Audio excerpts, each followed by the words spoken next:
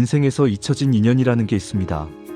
한때는 소중했지만 시간이 흐르면서 기억 저편으로 사라져버린 사람들.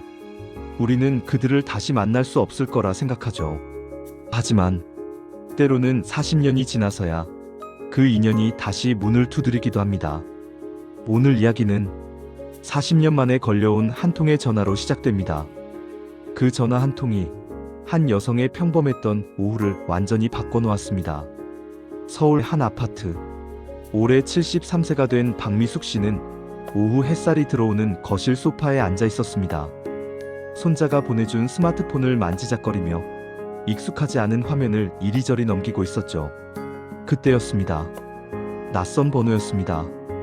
요즘 같은 때 모르는 번호는 대부분 보이스피싱이나 광고 전화죠. 박미숙 씨도 그럴 거라 생각했습니다. 하지만 뭔가 이상한 예감이 들었습니다. 손이 떨렸습니다. 왜일까요? 그녀는 알 수 없었지만 그 전화를 받아야 할 것 같았습니다. 여보세요? 박미숙 씨의 조심스러운 목소리. 그리고 전화기 너머에서 낮고 떨리는 남자 목소리가 들려왔습니다. 여보세요? 혹시 박미숙 씨 맞으십니까? 박미숙 씨는 순간 놀랐습니다. 이 사람은 누구지? 어떻게 제 이름을 아는 거지? 네, 제가 박미숙인데요. 실례지만 누구신가요? 잠시 침묵이 흘렀습니다. 전화기 너머 그 남자는 무언가를 삼키는 듯한 소리를 냈습니다. 그리고 조심스럽게 물었습니다. 혹시 저를 기억하시나요? 박미숙 씨는 머릿속을 쥐어짰습니다. 이 목소리 어디서 들어본 것 같기도 하고 아닌 것 같기도 하고. 하지만 40년도 넘게 산 인생에서 목소리만으로 누군가를 기억해낸다는 건 너무나 어려운 일이었습니다. 죄송한데 누구신지 말씀해 주시겠어요? 그러자 남자는 이렇게 말했습니다. 저는 1985년, 그러니까 지금부터 40년 전에 선생님을 만났던 사람입니다. 1985년. 그때 박미숙 씨는 33살이었습니다. 지금처럼 서울이 아니라 경상남도 작은 시골 마을에 살고 있었죠. 남편과 두 아이, 그리고 70대의 어머니와 함께. 당시엔 지금처럼 휴대폰도 택시도 흔하지 않았습니다. 버스가 하루에 서너 번 오는 게 전부였죠. 병원에 가려면 읍내까지 30분을 버스를 타고 나가야 했습니다. 그날도 그랬습니다. 1985년 9월 어느 무더운 오후였습니다. 박미숙 씨는 어머니와 함께 버스 정류장에 서 있었습니다. 어머니가 며칠 전부터 가슴 통증을 호소하셔서 읍내 병원에 데려가려던 참이었죠. 그런데 갑자기 어머니가 쓰러졌습니다. 얼굴은 새하얗게 질려 있었고 의식이 흐릿했습니다. 박미숙 씨는 패닉 상태에 빠졌습니다. 어머니, 정신 차리세요. 하지만 주변엔 아무도 없었습니다. 핸드폰도 없던 시절 도움을 청할 곳도 없었습니다. 버스는 20분 뒤에나 올 예정이었습니다. 박미숙 씨는 울면서 어머니를 흔들었습니다. 그때 저 멀리서 자전거를 타고 오는 한 청년이 보였습니다. 그 청년은 20대 중반쯤 되어 보였습니다. 까무잡잡한 피부에 낡은 작업복을 입고 있었죠. 농사일을 마치고 돌아가는 길이었던 것 같았습니다. 청년은 쓰러진 어머니와 울고 있는 박미숙 씨를 보자마자 자전거를 내팽개치고 달려왔습니다. 무슨 일이세요? 어머니가 갑자기 쓰러지셨어요. 병원에 가야 하는데. 청년은 단 1초도 망설이지 않았습니다. 쓰러진 어머니를 등에 업고 박미숙 씨를 향해 말했습니다. 제가 모셔다 드리겠습니다. 따라오세요. 그 청년은 70대 노인을 등에 업고 3km가 넘는 길을 뛰었습니다. 땀이 비 오듯 쏟아졌고 숨이 턱까지 찼지만 단 한 번도 멈추지 않았습니다. 박미숙 씨는 그 뒤를 따라 뛰면서 눈물을 흘렸습니다. 고마움과 미안함, 그리고 안도감이 뒤섞인 눈물이었습니다. 마침내 읍내 병원에 도착했습니다. 의사들이 어머니를 응급실로 옮겼습니다. 다행히 심각한 상태는 아니었습니다. 협심증 초기 증상이었고 적절한 조치 덕분에 큰 고비를 넘겼습니다.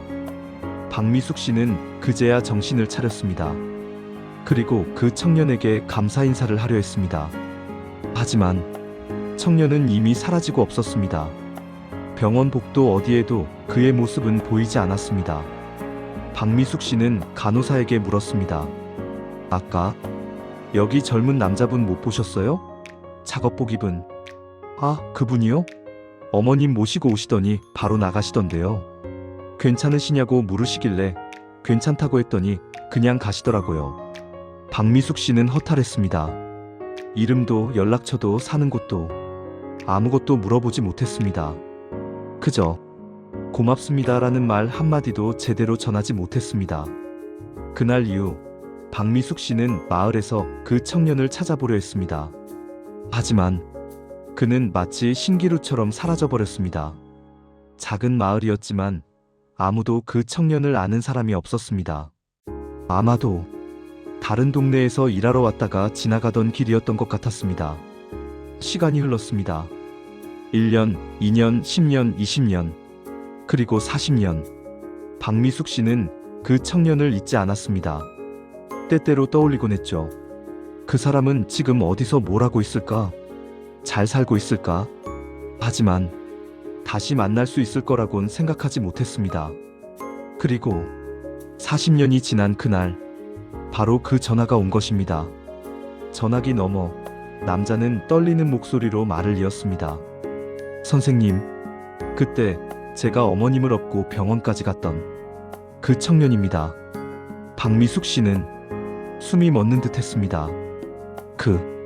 그때 그 청년, 정말로, 네, 맞습니다. 지금은 66살이 됐습니다. 그때 제가 26살이었으니까요. 그 남자는 이강수 씨였습니다. 40년 전 그는 다른 마을에서 농장 일을 하던 청년이었습니다. 그날 우연히 그 길을 지나가다가 박미숙 씨와 어머니를 만났던 것이죠. 이강수 씨는 말했습니다. 선생님, 사실 저는 그날 이후로 계속 선생님을 찾고 싶었습니다.